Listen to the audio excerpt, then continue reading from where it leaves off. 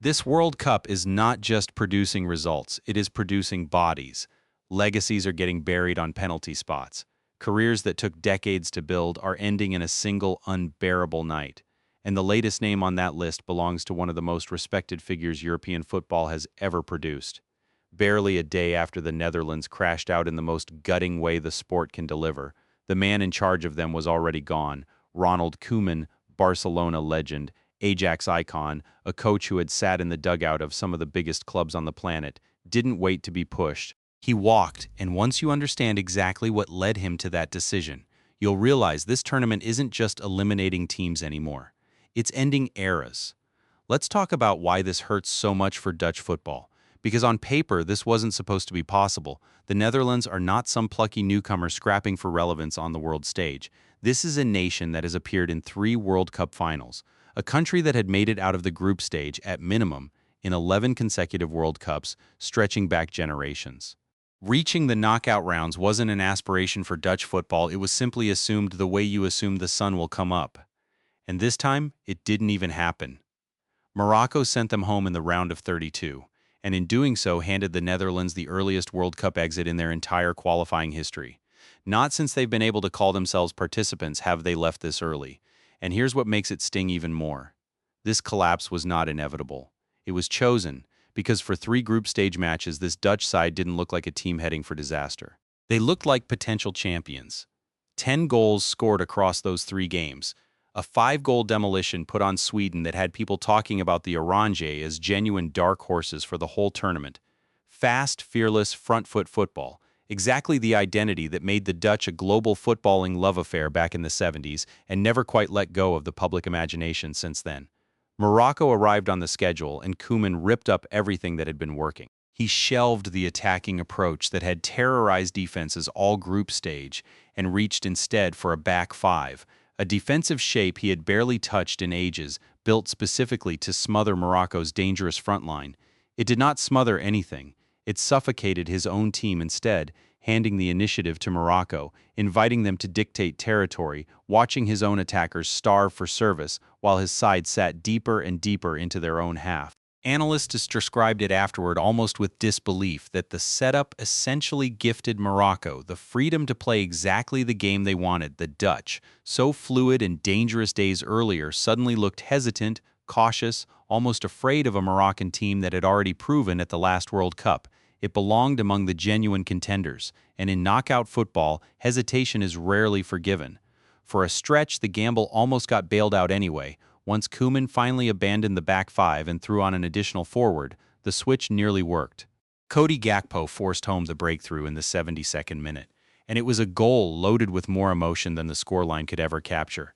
Gakpo had made the choice to stay with the national team through a devastating personal loss just days before the tournament. And when the ball hit the net, he sank to the turf in tears, his parents in the stands crying with him. For a few minutes, the Netherlands looked like they might steal a result their overall performance hadn't earned. But this tournament wasn't finished collecting. Deep into stoppage time, in the very first minute after the interval, Morocco whipped across into the box, and center back Issa Diop climbed above Virgil van Dijk to head home the equalizer, his first ever international goal arriving at the cruelest possible moment. Extra time changed nothing. A brilliant late save from Dutch goalkeeper Bart Verbruggen kept the tie alive. And then came the walk every Dutch football fan dreads more than almost anything else in the sport. The long march to the penalty spot.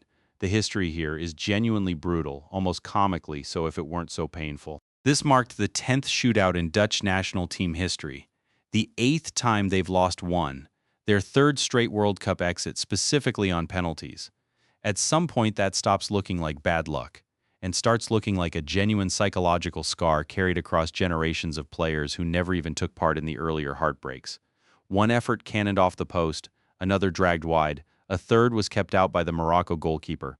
And when Wismail Saibari buried his spot kick and tore off toward his celebrating teammates, the Netherlands tournament and quietly Koeman's second spell in charge were both finished in the same instant. The backlash arrived almost immediately, and it wasn't gentle. Questions about Koeman's tactical conservatism weren't new. They had trailed him through much of this second stint, a period in which his side never once beat a top 25 ranked nation. The Morocco game simply became the example everyone had been waiting for. The moment critics could point to and say, this is exactly the problem we've been describing. And to his credit, Koeman didn't dodge any of it. He stood in front of the cameras and defended the call directly, insisting that the same approach had actually limited what Morocco created compared to the group stage, and that he'd make an identical decision if given the chance again. He accepted in the same breath that the responsibility for the outcome belonged entirely to him. Then, less than 24 hours later, he was gone. And this is where the story stops being about a formation, a substitution, or a tactical gamble that didn't land, because what Koeman actually revealed in his farewell message reframes the entire exit. Buried inside his resignation statement was something far heavier than football. Koeman spoke about his wife Bartina, who has spent this same stretch of time fighting a serious health battle of her own, even as she continued supporting him through the tournament. His words carried a weight that had nothing to do with tactics, that the last several years have reminded him what actually matters. That football has consumed his entire adult life, but health cannot be bought at any price, and that watching someone you love fight through something difficult permanently changes how you see everything else. That is not a man walking away purely because a five-man defense backfired. That is someone recalibrating what deserves his time going forward. He closed his statement by listing the clubs that had shaped his career across a quarter century in the game: Ajax, Feyenoord, PSV, Barcelona, Everton, and more, and it read less like a farewell to one job and more like a man quietly closing the book on an entire coaching life. He described leaving with what he called mixed feelings, but with pride outweighing the disappointment. Whatever anyone thinks about the back five against Morocco, the only fair response to a man walking toward his family is respect. There's an uglier postscript to this story, though, and it deserves to be said plainly rather than glossed over. In the aftermath of the shootout, several of the Dutch players who missed their penalties were targeted with racist abuse online. The Dutch Football Federation condemned it immediately and has vowed to pursue those responsible through criminal channels, and that response is exactly right. Missing a penalty in a World Cup knockout match is heartbreak. It is not a moral failing, and it is certainly not a crime. These are players who carried the weight of an entire nation's expectation and came up agonizingly short by the smallest possible margin, the same way brilliant players have throughout the history of the sport. What some of them received afterward has no place anywhere near football or anywhere near basic decency, and everyone responsible for it deserves whatever consequences follow. Now pull back from the Netherlands specifically, because Koeman's exit isn't an isolated tragedy. It's a symptom of something much bigger happening across this entire tournament. The established order of world football is being taken apart piece by piece, and it isn't the traditional superpowers doing the dismantling.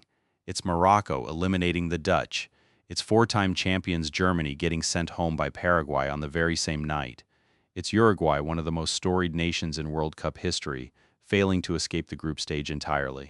And rising in their place, Morocco continuing to punch above every historical expectation, Paraguay stunning a giant, Cape Verde becoming the smallest nation ever to reach this stage of a World Cup, Congo doing something similarly historic for their own footballing story. These aren't upsets happening in isolation. They're becoming the actual identity of this tournament, a systematic rewriting of who gets to be called a footballing power happening in real time, one shocking scoreline at a time.